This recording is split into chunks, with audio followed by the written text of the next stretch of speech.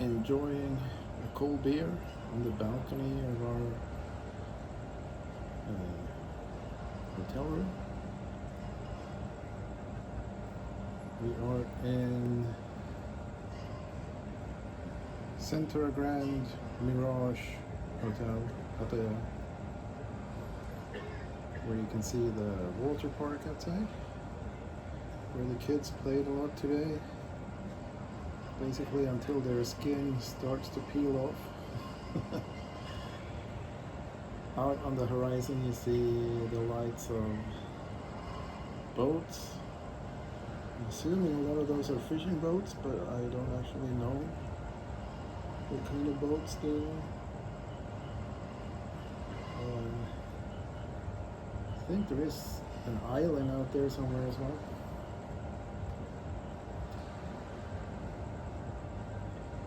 I'm on vacation after all, so it's nice to relax a bit. The wife and kids are inside the room.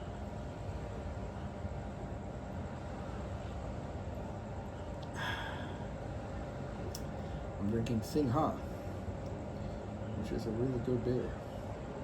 Although, I really don't understand this. Because Singha, okay, it means lion, but Singha is the Thai beer. And in Singapore, which would be the perfect place to have a beer called Singha, in Singapore, they also have their own beer, and that beer is called Tiger beer from Singapore. Why isn't Tiger beer produced in Thailand and Singha beer produced in Singapore? To me, that would make a lot more sense if they just switched names. I'm not a beer connoisseur of any kind. I enjoy beer, but I don't really care if I'm drinking a Tiger beer or a Singha beer or a Chong beer. Beer is beer, kind of. I enjoy pretty much any kind of beer, but a bit depending on my mood. I'm not going to drink a Guinness any time of the day. And the light beers like Budweiser or those kind of really light beers, the American Budweiser, I mean.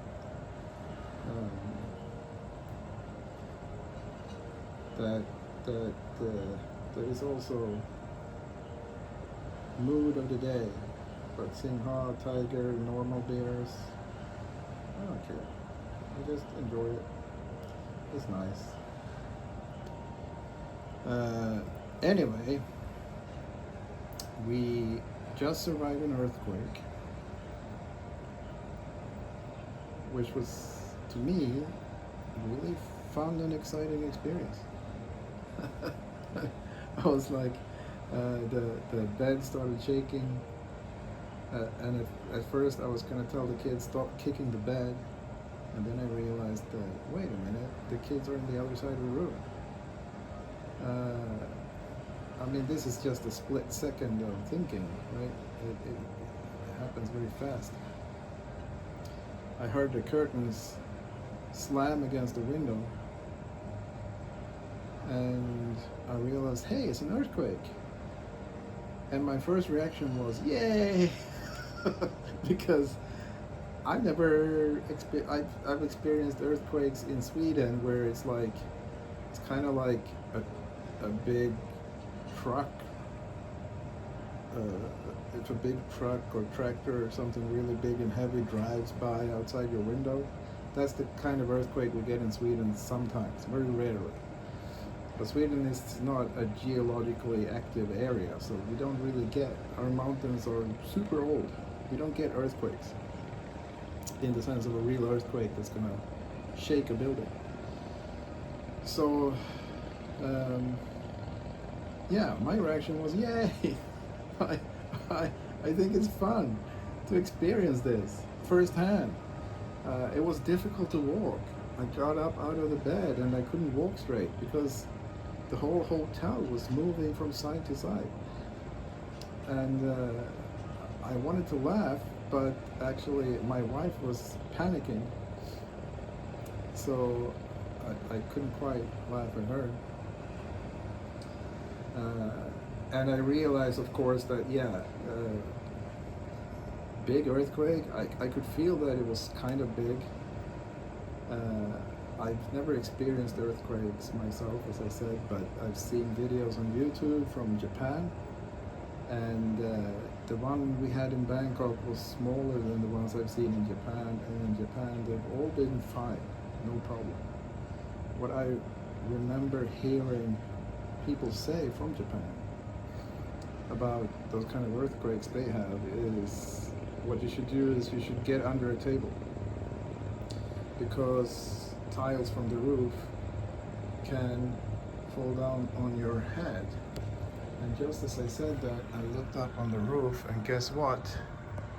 There's a gecko up there. Can I get some focus on that gecko, please, camera? I love these geckos. They're very funny to watch. They run around the ceilings and walls, and they eat the bugs, which is good. They eat all the mosquitoes, so it reduces the risk of malaria and dengue and whatever. Although my camera doesn't really want to focus right now. It keeps licking its mouth, or maybe it did eat something right there. They lick their eyes too as well. I had a gecko fall on my head once. That was funny.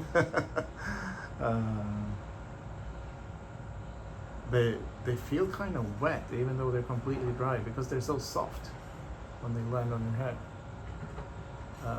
So at first I thought, oh, what, did I get some bird poop or something on me? But I was indoors. Anyway, I'm going off track. What was I saying? Something about earthquakes. Where do we have the nice view here? Now I lost the nice view because I was changing focus to the gecko. How did I get this before? Oh, whatever. So going under the table is what I heard you should do. And then I looked around the room for a table, and realized we don't have any table in our hotel room. We did have tables, but not big enough for anyone. Maybe the kids could crawl under it, but not big enough for anyone. Anyway, I also saw that the roof, the ceiling, was completely flat, no tiles or anything, no lights hanging down. So it seemed like very low risk that something's gonna fall on our heads. But like I said, this happens really fast. Your mind jumps into overclock super speed in a situation like this. Even though I thought I was happy that I was in that situation, you still start to analyze everything around you, like, is this safe? Is this okay? Is this, are we gonna be fine? Because you want to make sure that your family is safe and everything like that. And I really felt like, yeah, we're completely safe here. So I wasn't worried at all. But I had my phone in my hand when the earthquake started, and I started recording as fast as I could, because I realized that, hey, this is something we should capture. And the first thing that popped into my head was, I have to keep recording for a while, because many times when these things happen, people stop recording when the first shock wears off, and when you stop recording too soon, you're gonna miss the big event that sometimes happen. Like, for example, the whole house crashing down, or yeah, I don't know, something. So yeah, I one of my first thoughts was yay. The other first thought was record it, don't stop recording. And then my wife started screaming, we have to get out of the house. And I thought, no, we should not get out of the house, because the walls of the hotel are glass. If this is shaking so the glass breaks, the glass is gonna shatter on the ground, and the things could fall off the rooftops from our hotel or other buildings nearby. It didn't seem safe at all for me to be outside, but the hotel room did feel perfectly safe, because no cracks anywhere and nothing, it's just shaking. Anyway, I could also see that my wife was panicking, and when a person is panicking, there's no point to try to reason with them. There's no point to say, you put forth arguments like, hey, because of this, I think it's like this. I said, I think we should stay, but yeah. She didn't quite want to, she wasn't in a mindset where she would listen to anything. And at that point, it's more important we stay together as a family, so I was like, okay, let's go. And then when we got to the stairs, I was telling the kids, go slow, because I was worried the stairs were very steep and I didn't want the kids to fall and hurt themselves. The danger in my mind was not the earthquake. The danger was that the kids would fall down the stairs.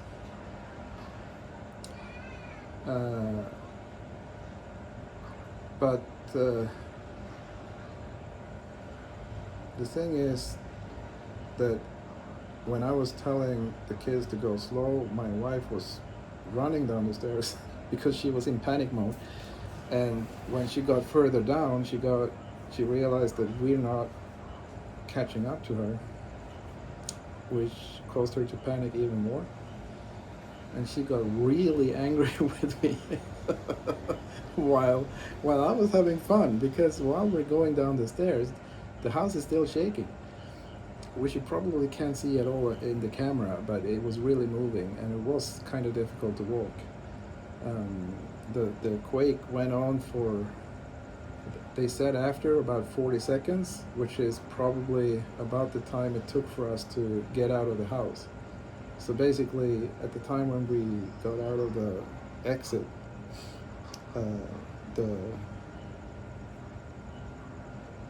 when we exited the hotel, that's when all the shaking had passed. I felt afterwards also like, hey, things are still moving. I could see the tree tops swaying back and forth a little bit, so I think there was an aftershock in the video I made, but a very weak one, so barely noticeable. And my wife was still angry with me, so she insisted that I was wrong about everything. Anyway, it's funny to look back at these moments, and I think that's also important to do. You should talk about these things afterwards and process what actually happened. Is there something hiding in the back of your mind that could cause some problems in the long run? The kids were scared after the event. They did not want to go back to the room. I think actually the kids were most of all scared because mommy was panicking so much. I don't think they were that scared of the actual earthquake. That's my perception. I could be wrong. But anyway, they were really scared and they didn't want to go back to the room. And that is what I've learned, is that it's really important to do the thing you're scared of right after you were scared. Otherwise, it's gonna get lodged in your mind that, oh, this is something really dangerous. You need to go back and see that, hey, actually, I was scared of this, but it's not that bad. It's okay. So yeah, we took the kids back into the room. We slept there last night, just as planned, and it was fine. And the kids woke up, and then when we moved to the next hotel, you realize how the mind of a child works, because Tai kept saying that I never want to go back to that hotel because I don't want another earthquake. So in Tai's mind, earthquakes are associated with that specific hotel where he was. It's not about, he doesn't understand that the earthquake was whole countries. And that to me also points out that it's important to go back, as long as it's safe. I mean, we wouldn't take any unnecessary risks. The staff checked the hotel. They saw that there are no cracks anywhere. There's nothing going on. There were aftershocks happening, but they were very, very weak and low risk of a big aftershock. So everyone,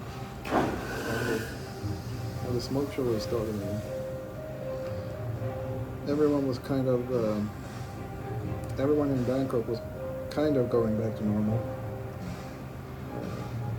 And at our hotel, things were definitely going back to normal. So we didn't see any risk of going there. And with no risk, I think it's important. If you don't identify a clear risk, I think it's important to go back to those kind of places and make sure that it doesn't get lodged as a really bad experience. You need to end with a positive note. Because if you don't, you don't know, the mind is a complicated thing. You don't know what kind of phobias or other bad things going to come out of an event like that, and maybe in the far future. So yeah, just basic taking care of your health, your mental health, is to make sure you end on a positive note. And we were reading during the following days. We've been reading about the house that collapsed in Bangkok. We've been reading about a lot of dead people in Myanmar, of course, because they were closer to the epicenter. And bad, unfortunate event for a lot of people. But for me personally, I still think it was fun and exciting. And I kind of feel bad about saying that because I mean, yeah, people are dead. Some people are financially ruined because their building maybe not collapsed, but there are cracks everywhere. People have condos that they bought, and there are cracks all over the walls. They have to, even if the structure is sound, it's going to cost a lot of money to repair those cracks and restore the interior. People could have lost a lot of value from things falling into the ground, falling off shelves or whatever. I don't think there were a lot of traffic accidents. I didn't see much about that. I saw the train rocking back and forth really bad. But I don't think there were any substantial damages to those things.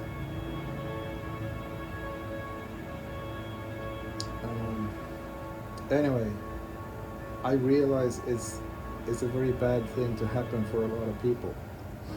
And they have my deepest sympathy and empathy, whatever. But they're not really part of my life, and my life is happy.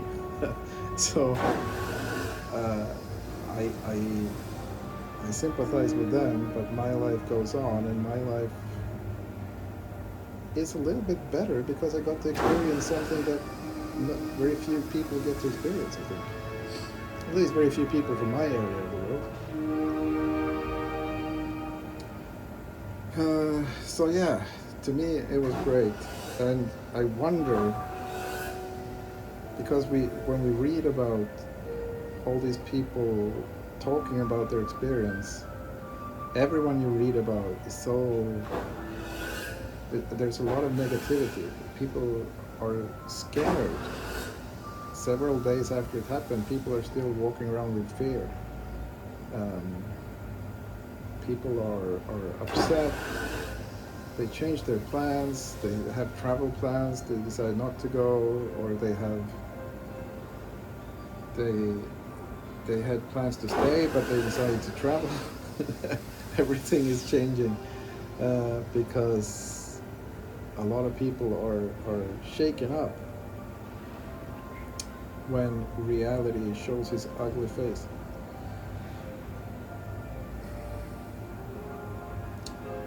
But I mean, the, that you see all this negativity in the media, it could be because the media is biased, or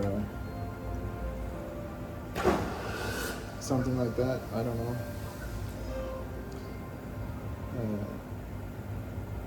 But I hear also from my wife talking to her friends and family, a lot of people are scared after this event. A lot of people have a lot of negative emotion after this event. And I keep thinking that maybe the reason why I think it's fun and exciting is because my basic mindset is that I enjoy the world. Even even though the world is sometimes ugly, even though the world is sometimes not as beautiful as you would want it to be, um, you're, you're not always able to look at light shows and fireworks and flowers and colorful birds or fishes. You're not always able to surround yourself with beauty, but you still have to be able to keep your mindset of happiness and being content, I think. I mean, just if you go through a bad event like this, even if you didn't enjoy the event, even if it was scary, you can at least say that, hey, I'm happy I made it out alive. I'm happy I'm one of the ones who made it. I'm happy my family is okay. I'm happy my friends are okay. I'm happy that we can continue our journey in Thailand, and I'm happy that life goes on. We have a lot of good experiences ahead of us. And me personally, I count the earthquake as a good experience for me. There's no way to control things like that if they happen or not. There's no way to know exactly when or where it's going to happen. So it's difficult to prepare for, and it's also difficult to seek out if you want that type of experience. And I'm just happy that I was in that circumstance where I could experience it and everything was fine for us.